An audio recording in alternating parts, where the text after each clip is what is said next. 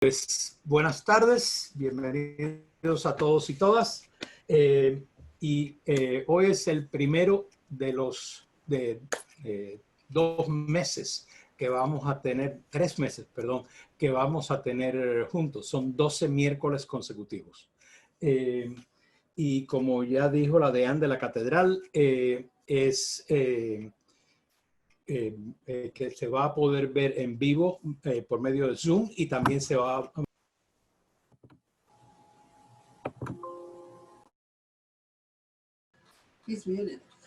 Sí, Daisy, no puedo oír. Estás muted. Está mudo. Mudo. Oh, well, I'm muted too. Está mudo. Ok. Sí. Okay. Bueno, ¿Ya? sí, otra vez. Ok, entonces, este es el primero de 12 semanas consecutivos a la misma hora. Pueden entrar en vivo por Zoom y pueden también entrar por Facebook Live y poder verlo por ahí también. ¿Okay? Y va a quedar grabado de tal manera que quien no pueda hacerse presente en vivo a esta hora pueda verlo en otro momento. ¿Okay? Entonces, y en vivo va a estar en la página de la catedral. Unas cuantas explicaciones antes de empezar. Yo tengo la intención de, en esta hora que tenemos, hablar por alrededor 40 minutos, y entonces los últimos 20 minutos, las preguntas que tengan ustedes, poder conversar sobre lo que se haya hablado, etc. ¿Okay? Después, el curso es introductorio a la teología. Luego, yo no estoy suponiendo que nadie va a ser el teólogo profesional, pero ojalá. Pero sí estoy suponiendo que hay cierto nivel mínimo de educación, por lo menos haber terminado la escuela secundaria, el high school, la preparatoria que dicen en México. Yo espero que puedan ustedes al final de estas semanas entender un poco qué es lo que es la teología y qué hacen los teólogos y cuál es su lugar en la comunidad cristiana. Y también ojalá se sientan un poco desafiados a decir, yo no sabía eso, y poder entonces leer un poquito más. ¿Quién es el profesor? El profesor se llama Orlando Espín. Yo soy profesor emérito de teología, lo cual quiere decir que hace poco que me retiré. Profesor emérito de teología en la Universidad de San Diego, en California. Y el acento que escuchan es cubano, aunque llevo casado con familia mexicana hace 27 años, que no son 2 días. Así que cruzar a Mexicali desde San Diego es el pan nuestro de casi todas las semanas, hasta que llegó el coronavirus y ahí hubo que parar. Entonces, es una persona también, yo he vivido en Brasil, yo estudié 2 doctorados en teología en la Universidad Católica de Río de Janeiro, y a la misma vez pues he vivido también en República Dominicana, trabajando, estudiando, etcétera. Luego la vida me ha puesto un montón de posibilidades por delante y quiera Dios que yo haya sabido aprovecharlas. En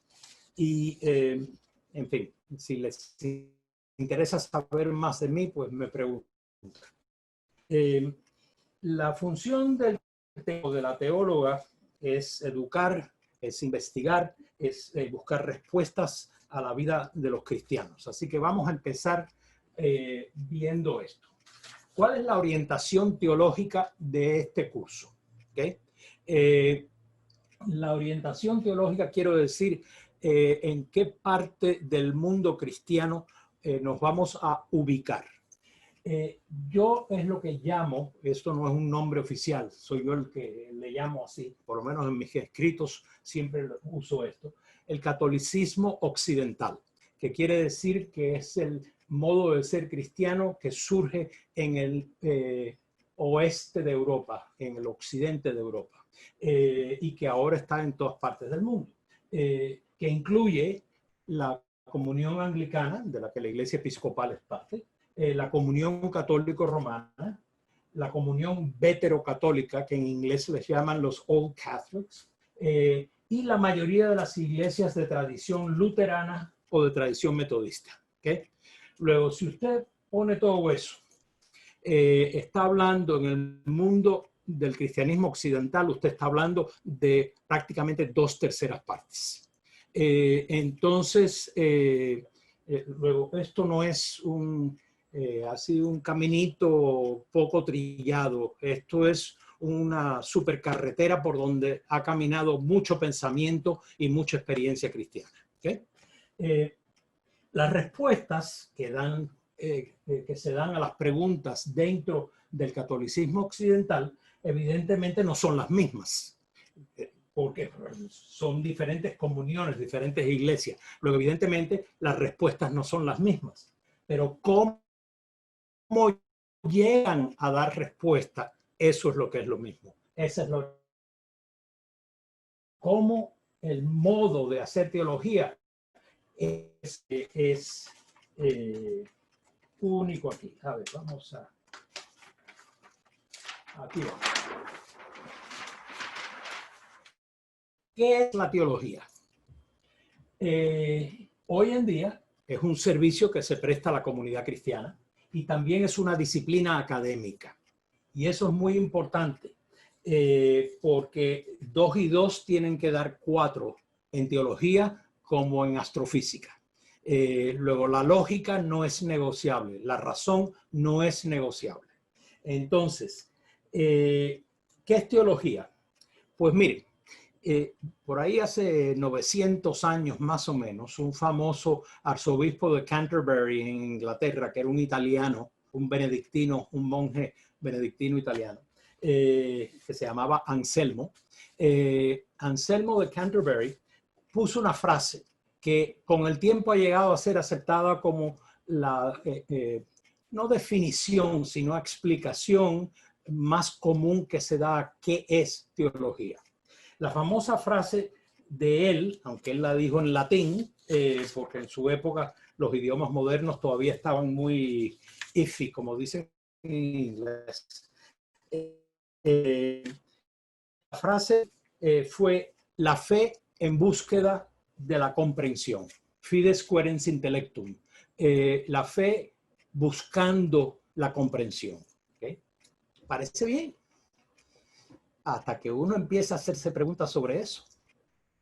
Y sigue siendo una buena explicación de lo que es la teología, pero ¿la fe de quién? ¿La fe de quién? No, la fe de la iglesia. Ay, qué bueno. Y sí, pero la iglesia no son los ordenados. La iglesia lava platos, que limpia calles, niños, que trabaja en fábricas, que esto. La gente normal, los cristianos normales, eso es la iglesia. Y por lo tanto, la fe de la iglesia no es primero la que se refleja en credos y se refleja en declaraciones dogmáticas o lo que... No. La fe de la iglesia es lo que nuestras abuelas creen. La fe de la iglesia es lo que nuestros vecinos creen. La fe de la iglesia es la fe del pueblo. Y en buen cristianismo es imposible negar que el pueblo es la iglesia. El pueblo cristiano, estoy suponiendo, ¿verdad? El pueblo es la iglesia. Luego, ¿la fe de quién? La fe de la gente. ¿Para la comprensión de quién? Para que ellos mismos mejor comprendan de qué se trata su vida como cristianos. Y en tercer lugar, ¿pero con qué propósito? Creo que es importante clarificar y subrayar que el propósito de la teología, el propósito de la fe cristiana es básicamente lo mismo. Es entender para transformar este mundo en un mundo de justicia, de igualdad, donde quepamos todos. Y eso es no negociable. y es no negociable porque ese es el Evangelio de Jesucristo.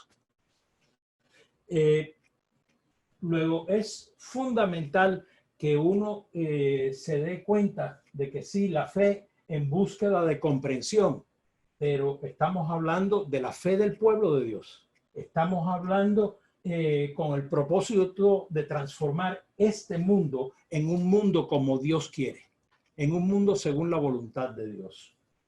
¿Y cómo se hace teología?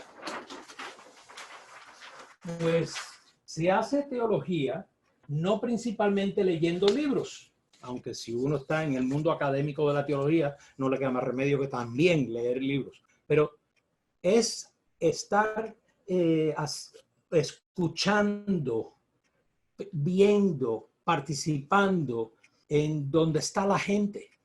Luego, un teólogo tiene constantemente que estarse preguntando, ¿dónde están mis pies puestos cuando yo me hago preguntas sobre un teológico? ¿Dónde están mis pies puestos?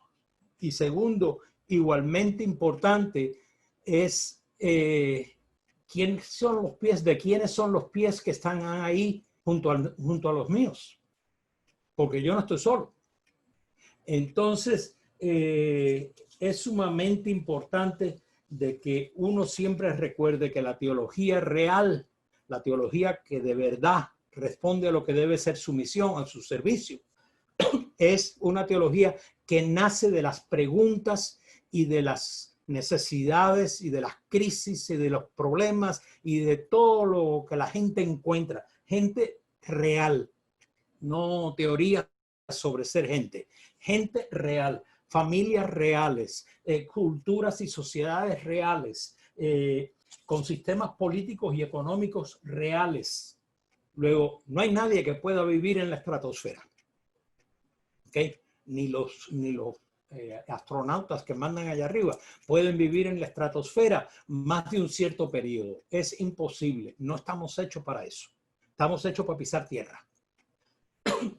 Y en la larga tradición del catolicismo occidental siempre se han usado 4 pilares. Yo los llamo pilares, usted llámelos como quiera. 4 pilares sobre los que se basa la reflexión teológica. El primer pilar son las escrituras, ¿cierto? Pero leídas como se leen en el mundo del catolicismo occidental. Que el catolicismo occidental en ninguna de las comuniones e iglesias es literalista. El catolicismo oriental se ha educado a sí mismo a darse cuenta de que tiene que tratar de entender qué fue lo que los autores intentaron decir, qué fue lo que los primeros lectores entendían, qué fue lo que esto quiere decir ahora para nosotros. Luego, no se puede ser literalista, porque si uno dice, sí, hay que ser literalista, yo no conozco mucha gente que se ha cortado la mano o se ha sacado un ojo porque miró a donde no debía. Y sin embargo, la Biblia dice, sácate el ojo, etc. Yo no conozco a mucha gente que esté dispuesta a decir de que ir a comunión es, ir a comulgar es cometer canibalismo. Este es mi cuerpo, esto es mi sangre. Pues eso es canibalismo. Ah, no, pero es que no se quiso decir así literalmente, sino sacramentalmente. Hay que aprender a cómo se lee la Biblia, sin violar lo que quiere decir la Biblia, pero también entendiendo de que nosotros estamos a 2000 y más años de estos escritos.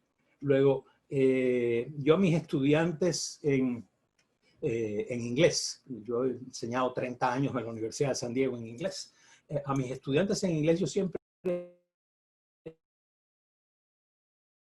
les reto y por si las moscas. Y entonces les digo, a ver, traduzcan eso. Y hay algunos que sí saben suficiente español. For if the flies. Y le digo, sin embargo, cualquiera que sabe español sabe que eso no es lo que significa esa frase. Entonces, decir, bueno, pero es que las palabras significan eso. Sí, pero usted tiene que entender cómo se usaban las palabras. Usted tiene que entender qué papel las imágenes y todos los ejemplos significaban en los momentos en que se usaron. Luego la Biblia hay que respetarla, no violarla, imponiéndole que yo entiendo mejor que nadie. Ay, por favor, como dirían en inglés, get over it. Así no se puede, eso no es la manera católica occidental de leer la Biblia. Y eso, dicho sea de paso, aunque yo dejé afuera a los presbiterianos, estarían ellos también metidos en esto, en el sentido de que saben leer la Biblia correctamente. Entonces, la segunda cosa es, antes de irme de aquí, las escrituras en el mundo católico occidental, las escrituras son testigo indispensable, testigo necesario de la revelación. Pero quien es la revelación es Jesús de Nazaret. Cristo es la revelación de Dios, porque en él se revela quién es Dios.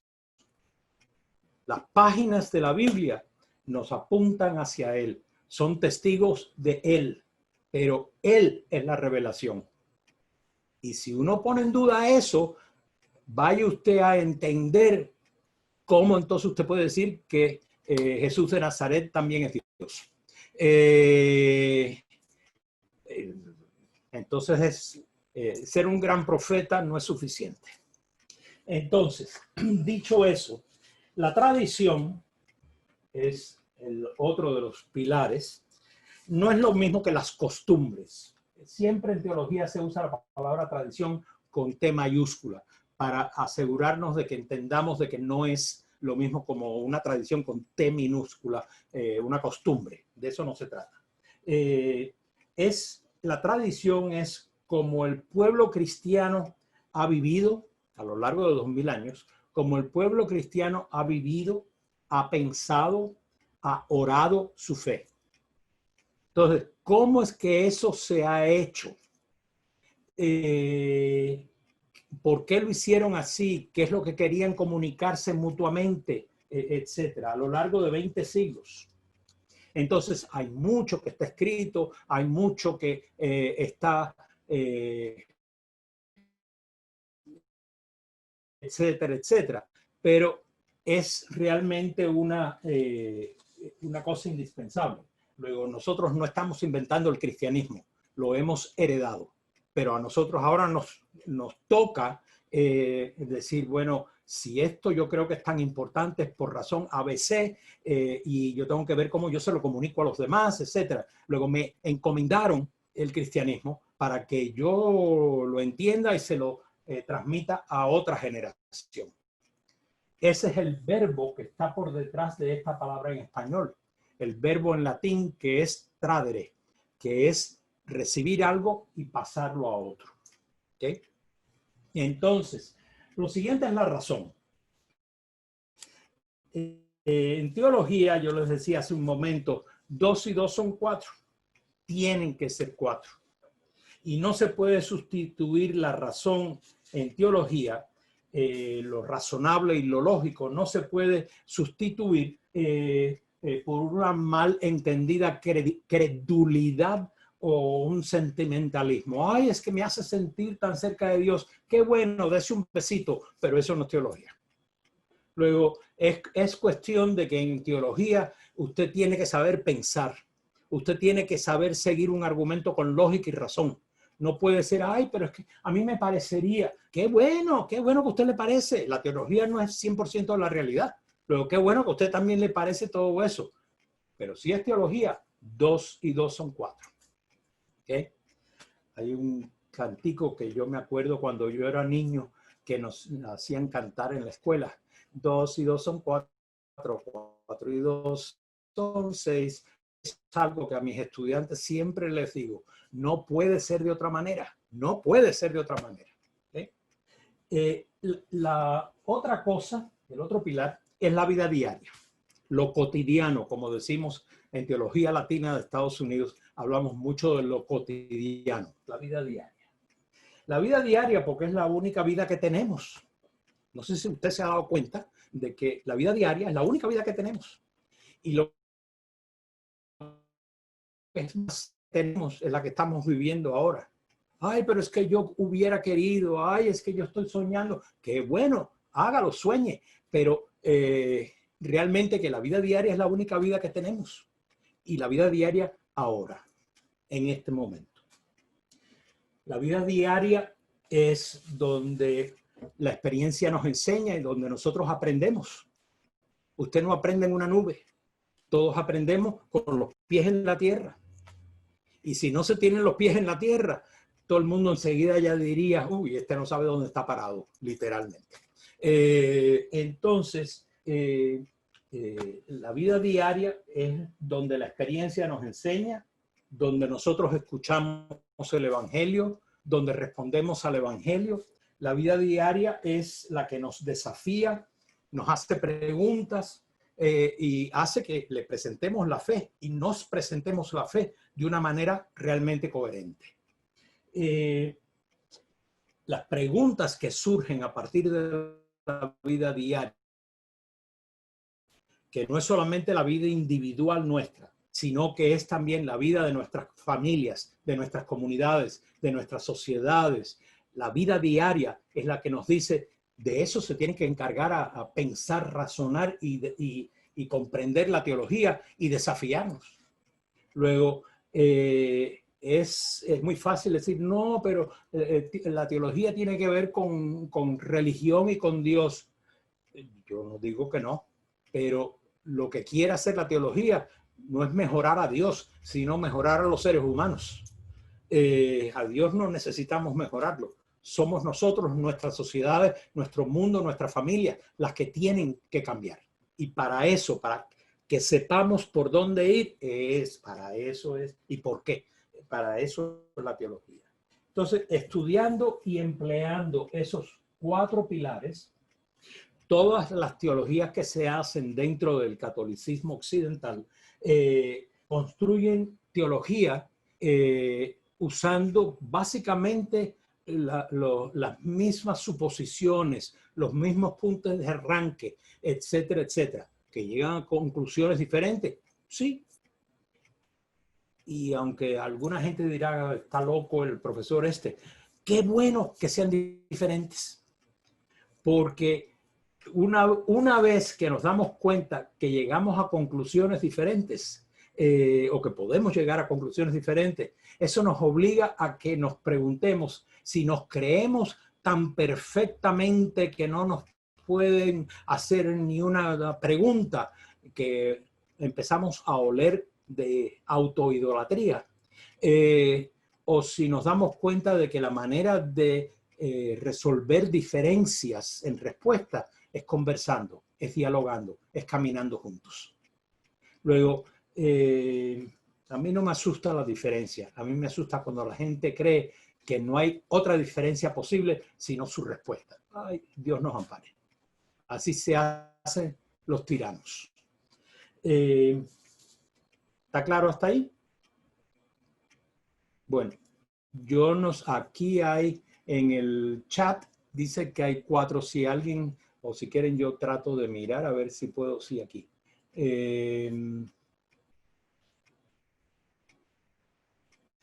Bueno, si alguien tiene una pregunta, eso fue lo que puso Penny. Honey, no me acuerdo cómo se llamas. Pero Eduardo es. ¿Aló? Es Guillermo.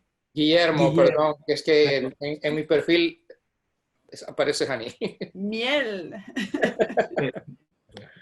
En fin, no vayamos ahí. Mira, Guillermo, dices tú que si habrá material para estudiar en casa o preparar material que se cubrirá en cada clase. Lo dejo a opción de ustedes, porque yo sé que la mayoría de la gente está trabajando y quizás no tenga el tiempo para hacerlo. Luego, eso me parece que ya es un avance el que la gente esté presente. Si quieren leer alguna cosa, dependiendo del idioma que más les convenga, en español hay, lo tengo ahí atrás, después lo busco, hay una serie de libros de introducción a la teología son una colección que está hecha para laicos.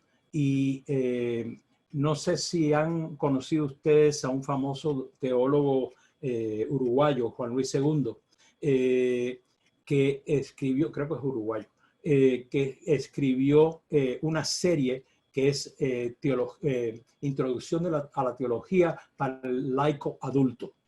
Entonces, no es que lo haya escrito recientemente, pero yo he visto que muchas de las cosas que él menciona ahí, que reflexiona ahí, etcétera, ciertamente encajan todavía muy bien en el mundo de hoy, sobre todo en el mundo latino de Estados Unidos, porque estamos en una situación, estas 2 últimas semanas lo han demostrado, una situación de que la inseguridad por ser latino está patente en Estados Unidos. Que él lo que estaba hablando es la inseguridad por no ser rico en América Latina. Nada más que se puede cambiar una palabrita y estamos hablando de lo mismo. Y es muy buena teología. Juan Luis II es uno de los mejores teólogos en las últimas décadas en el mundo cristiano. Lo busquen si quieren en Amazon, lo pueden encontrar si quieren, y en muchas bibliotecas. Juan Luis II, y ahí tienen todos los libros de la teología para el laico adulto. ¿Ok? A ver, ¿alguna otra pregunta?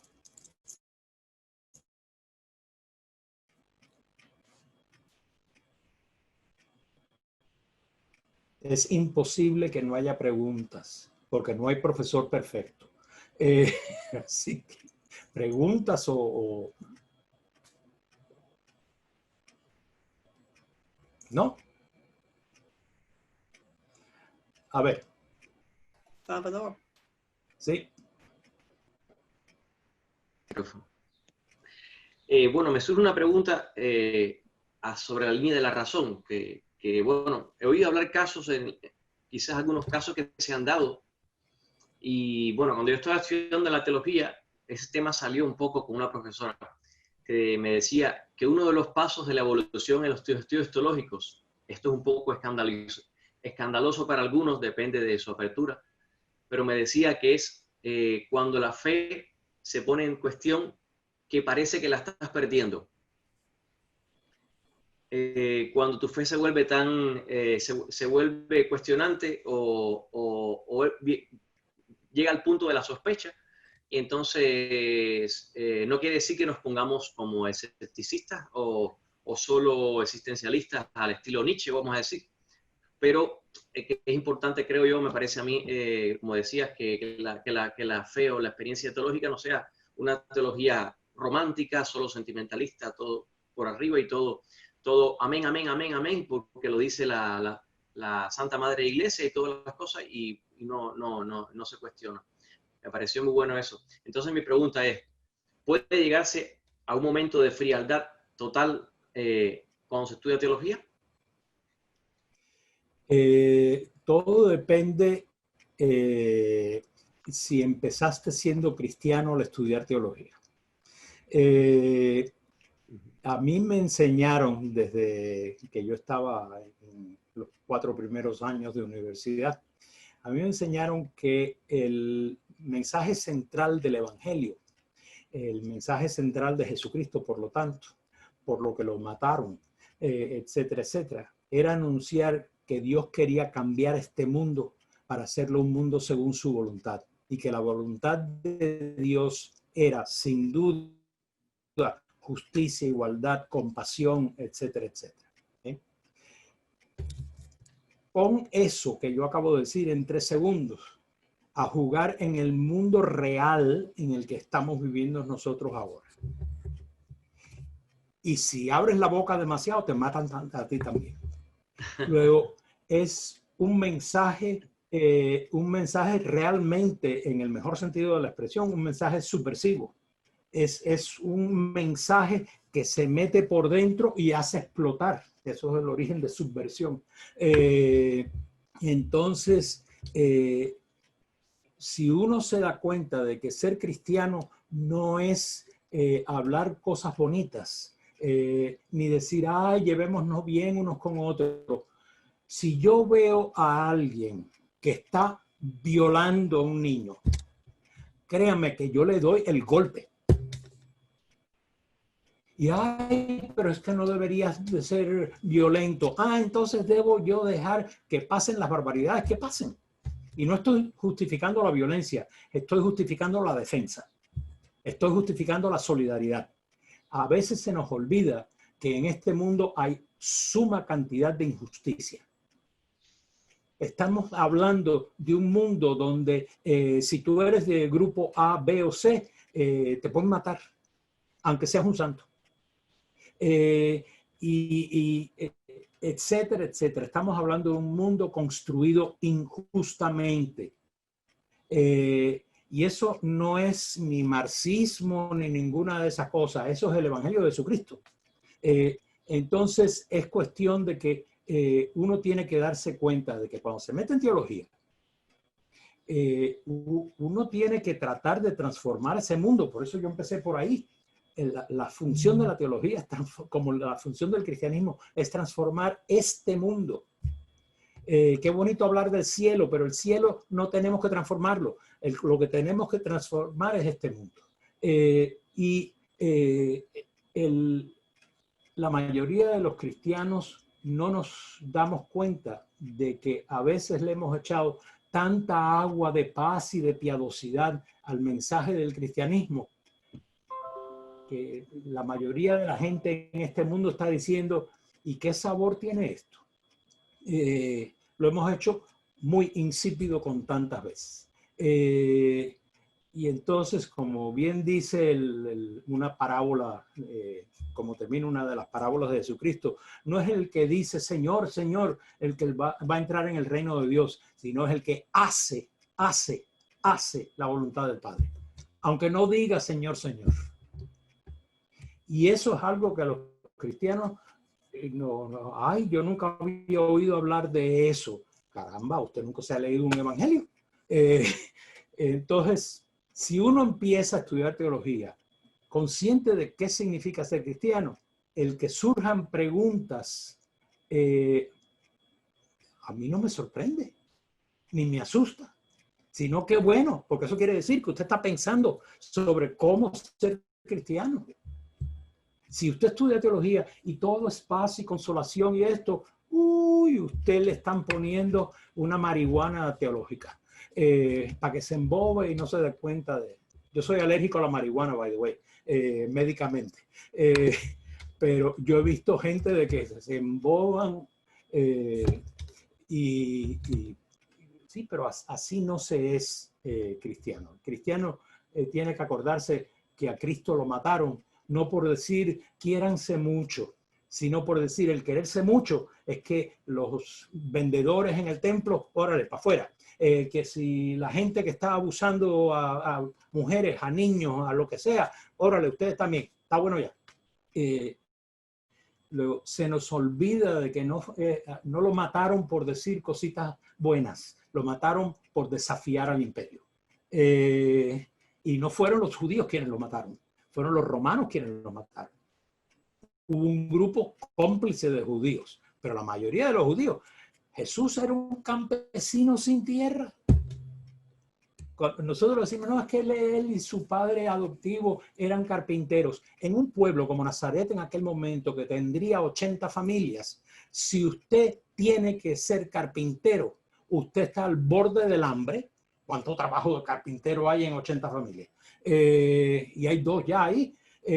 Usted está al borde del hambre y eso quiere decir que en un mundo agrícola y en un mundo cultural judío que poseer la tierra era tan importante, eso quiere decir que usted no tenía tierra. Luego Jesús estaba en el mundo suyo por debajo de los que estaban por debajo. Pero a nosotros nunca nos dijeron eso. Precisamente por eso hay que estudiar teología y estudiar Biblia como Dios manda. Porque esto no es para que nosotros nos sintamos muy bien. No, la teología no es para sentirse bien, es para comprender mejor y por lo tanto para meterse en líos en su vida. Porque no lo deja uno suelto. Una vez que empezaste a caminar por el camino de que, y por donde, como decimos en cubano, y por donde le entra el agua a este coco, entonces se vuelve un problema porque, por el tallo, sí, pero esto es más complicado que eso. Entonces, yo sé que tú eres cubano, yo sé que yo soy cubano, por eso estoy usando una expresión que usamos muy comúnmente. ¿Qué? Gracias, Orlando. Uh-huh.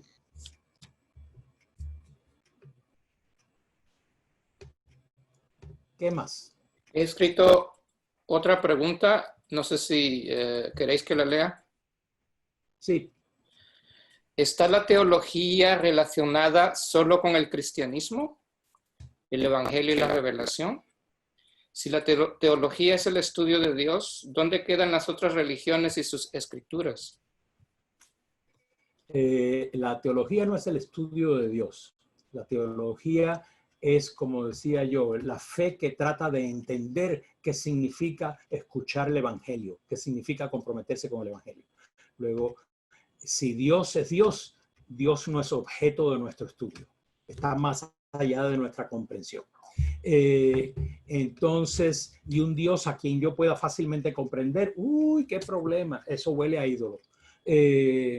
Luego, no, Dios es Dios y Dios está más allá de nuestra comprensión. Sabemos de Dios lo que Cristo nos ha revelado. Entonces, en fin, y lo que nosotros entendemos de Dios, siempre hay que decir, es lo que nosotros entendemos de Dios. Que será muy sincero y muy lo que quieran, pero Dios no está obligado a hacer lo que nosotros entendemos de Dios.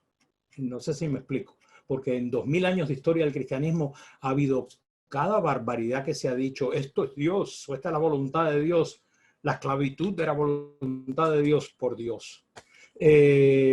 Luego hay que tener el sentido de decir lo que yo entiendo sobre Dios y de la voluntad de Dios es lo que yo entiendo y yo he hecho mi trabajo de tratar de que sea lo más correcto posible, lo más sincero posible.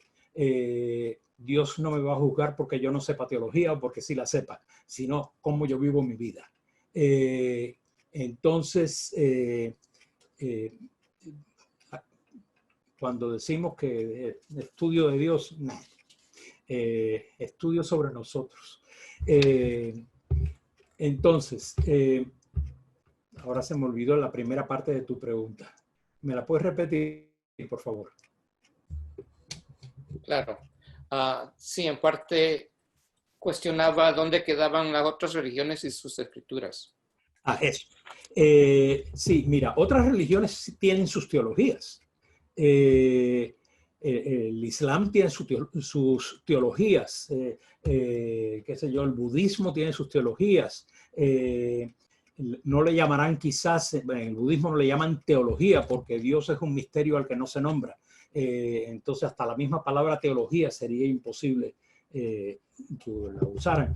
Pero si hablan del pensar sobre el misterio y pensar sobre la vida y luego y en Islam sí hay teología, en el judaísmo evidentemente también hay teología, luego hay incluso en religiones africanas también hay teología, pero como decía Shakespeare, una rosa bajo cualquier otro nombre tiene el mismo aroma. Entonces es cuestión de que uno se da cuenta de que lo que le llamen no es lo importante. Lo importante es qué hacen cuando se ponen a pensar razonablemente, con lógica, en qué significa vivir esta religión. Eso es teología. Gracias.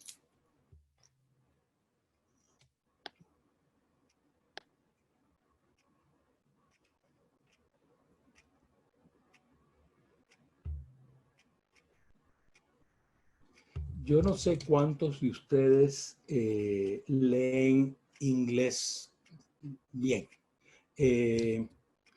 Y no estoy tratando de vender libros, pero en el año 15, creo que fue, se publicó uno de mis libros que se llama Idol and Grace, Ídolo y Gracia. Se publicó por Orbis Books de Estados Unidos. Y lo mismo, Amazon pone mi nombre y Idol and Grace, Ídolo y Gracia. Está nada más que en inglés. Pero ahí hay una buena síntesis de lo que es teología y cuál es el papel de la teología, etc. Una de mis colegas en la universidad lo usa como libro obligatorio para comenzar el estudio de la teología. Entonces, yo no lo escribí con esa intención, pero parece que ha dado buen resultado.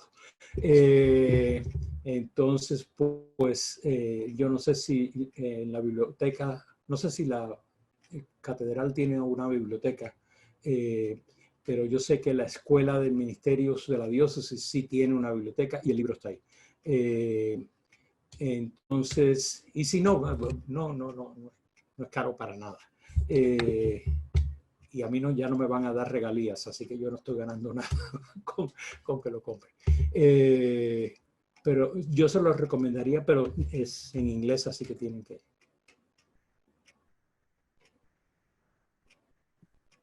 ¿Qué más? ¿Habrá alguna forma de crear tal vez un grupo WhatsApp para compartir enlaces, esta información como el título del libro que mencionas? Está en el chat. Ok, He escrito. perfecto, gracias. Idol and Grace, sí. Profesor, yo tengo una pregunta. Sí, está en Kindle también. Está en Kindle también. Sí, diga. Sí, mencionaba acerca Tú eres el hermano de Daniel, así es. Ajá. Sí, mencionaba acerca del el objeto de estudio de la teología. Me llama la atención, se podría decir entonces que en concreto, así como las ciencias empíricas, no sé, la antropología, el objeto de estudio es el hombre, las matemáticas, el objeto de estudio de los números, la teología, el objeto de estudio, no es tanto Dios, sino la fe. La fe como relación viviente, porque la fe sin creyentes no existe. Luego, la fe como la relación viva que somos nosotros entre el Evangelio y el mundo en el que vivimos. Nosotros no tenemos acceso a Dios si no es a través del Evangelio, con todo lo que eso implica. Luego, no estén pensando en los 4 libritos. Entonces, toda la buena nueva, etcétera, etcétera. Entonces, eso por un lado. Y por el otro lado, vivimos en un mundo sumamente complicado. El Evangelio nos llama, nos desafía a cambiar ese mundo para hacerlo según la voluntad de Dios. Entonces, un mundo donde quepan todos. Jesucristo lo llamaba el reino de Dios. La semana que viene vamos a ver cuál fue el mensaje de Jesucristo, porque la mayoría de la gente se imagina que la expresión reino de los cielos que aparece en Mateo es la original. La original es la de Marcos, seguida por la de Lucas, y es el reino de Dios. Y esa es una expresión muy común en el mundo judío de Jesucristo. Era cómo iba a ser este mundo, no allá arriba, este mundo, si fuera como Dios quiere que fuera. De ahí usted entonces puede deducir, por algo el primer mandamiento es igual al segundo. Yo no puedo decir que yo amo a Dios si no amo a mi prójimo, etcétera, etcétera. Luego empieza todo a caer en su lugar y empieza a complicarnos y a desafiarnos la vida. Entonces, la teología no es el estudio de Dios. Dios es Dios y no hay modo de que yo pueda escribir un manual de cómo entenderlo. Pero el Evangelio sí fue dicho en palabras humanas, sí fue dicho porque Dios se hizo humano, para que no podamos decir, ay, pero es que yo no sé cómo hacerlo. Ahí tienes el ejemplo, síguelo. Entonces, y cuántas veces dijo, el que no quiera cargar con su cruz, olvídese de esto. El que no quiera las consecuencias, olvídese de esto. Luego, es insistente. Lo que pasa es que nosotros le hemos echado tanta agua a este vaso que ya se derramó y ya no sabemos qué hacer con él. Estoy exagerando, pero bueno. Eso por un lado. Por el otro lado, vivimos en un mundo que hay que cambiar y es un mundo muy complicado. Luego la teología tiene que, yo me acuerdo en mis estudios doctorales en teología, a mí me hicieron estudiar todo lo que tiene que estudiar un antropólogo. En aquel momento la cultura era todo lo que tiene que estudiar un antropólogo cultural, sin hacer una tesis doctoral y una defensa de tesis, gracias a Dios. Pero uno tenía que de verdad estudiar y estudiar y estudiar cultura, lingüística, esto, lo otro. Otros de mis compañeros a estudiar sistema económico. Tiene que hablar el idioma del mundo. Nosotros tenemos que hacer lo que hizo Dios con nosotros. Se hizo uno de nosotros. Entonces, es lo mismo. Nosotros nos tenemos que hacer entender por ellos. Jesucristo no se hizo pecador, pero Jesucristo sí se hizo humano. Nosotros no tenemos que participar en las barbaridades de este mundo, pero sí tenemos que estar conscientes de que no podemos huir de ellas tampoco. A mí me parece que es muy importante que uno entienda de que la teología no es estudiar los textos de grandes escritores de antes. Sí, eso lo incluye, pero lo que es el ponche de la teología es, ¿y cómo yo respondo a los líos que están pasando en Estados Unidos y en otras partes del mundo?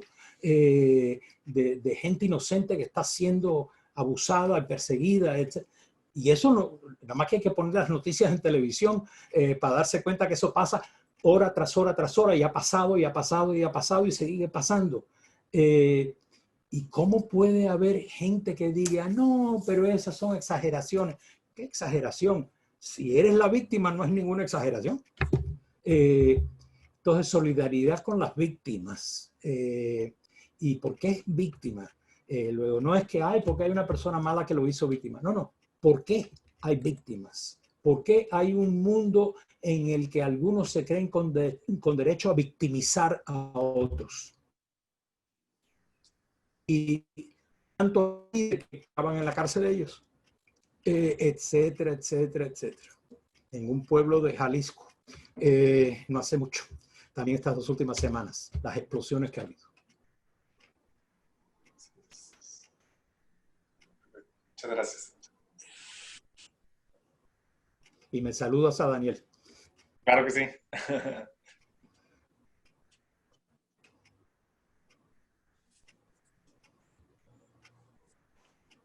¿Qué más?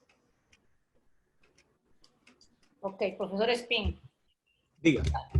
Usted dijo que la teología real nace de las preguntas, crisis, problemas de la gente real. Entonces, ¿la teología cambia en tiempo y espacio? Así es. ¿Sí? La teología cambia constantemente. Yo no puedo repetir hoy como respuestas a la situación real la teología que dieron los primeros padres de la iglesia que estaban viviendo en tiempos del Imperio Romano. ¿Por qué? Porque no estamos en el Imperio Romano.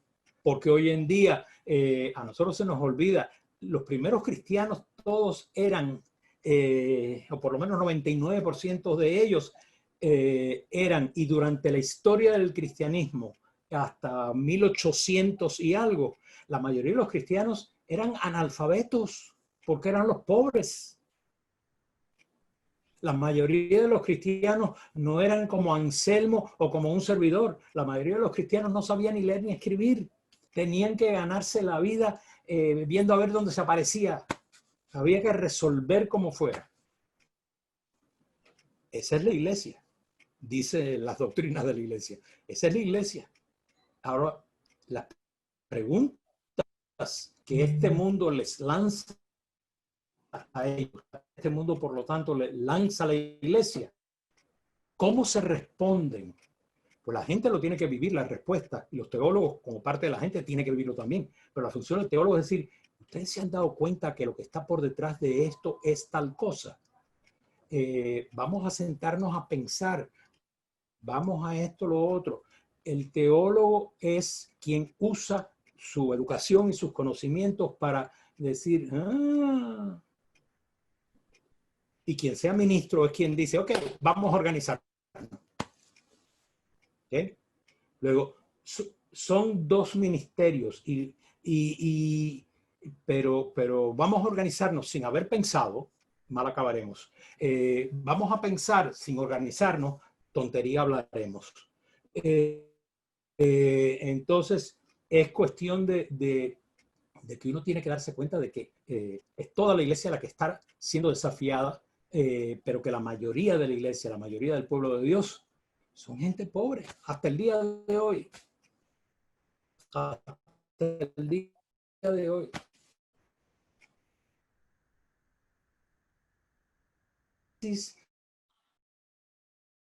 Aclaraciones del pasado y todo lo demás, como que eso hace la teología. No, hombre, no. Eso es desvaluar la fe de los cristianos. Y es porque muchas veces los teólogos y los ordenados no nos hemos puesto a decir, ¿y qué cree la gente? No que digo yo que deben creer. ¿Qué es lo que cree la gente?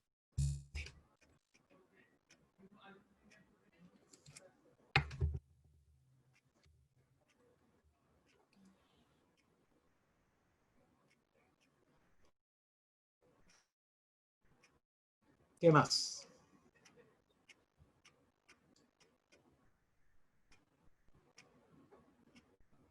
Bueno, pues no los voy a aburrir más. En la semana que viene, lo que vamos a empezar a ver es qué fue lo que predicó Jesucristo y qué significaba eso en su momento.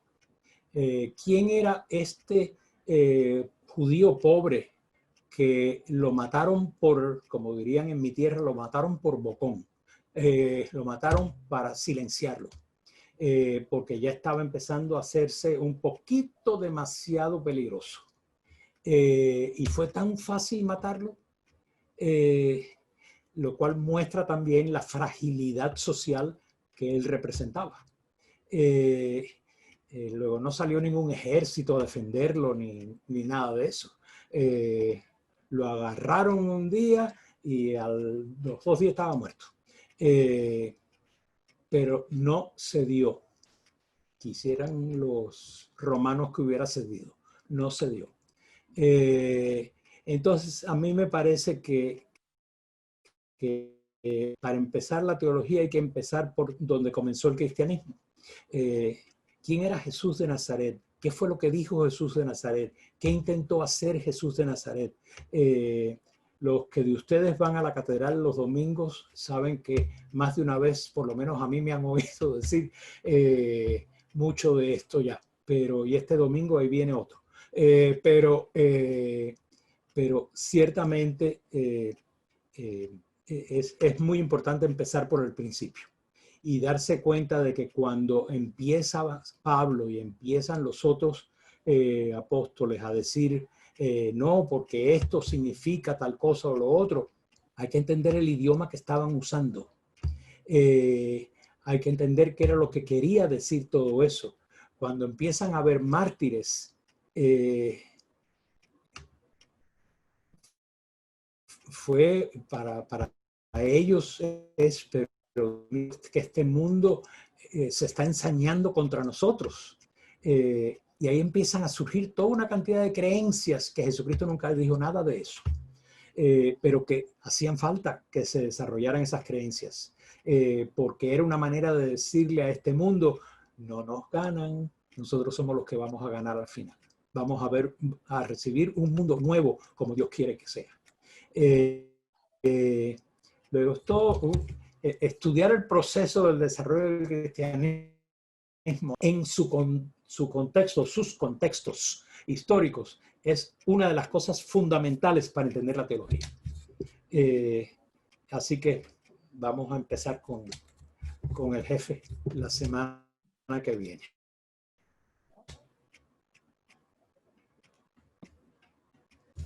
¿Algo más? Bueno, pues muchísimas gracias. Me honran escuchándome durante este rato. Y si tienen preguntas, aunque no tengan que ver con las de la semana que viene, sino ahora, ustedes pongan sus preguntas y en el chat empiezan a escribir en el momento que entre. ¿Ok? Muchas gracias, Y profe. muchísimas gracias. Muchas gracias. Gracias. Gracias. Muchas gracias, Orlando. Interesante. Gracias. Gracias. Profesor Spin, ¿puedo hablar con usted después? Hacerle una pregunta después de que pare la grabación. Sí, Ya paró la grabación, ¿no? Todavía está. sí, ahora.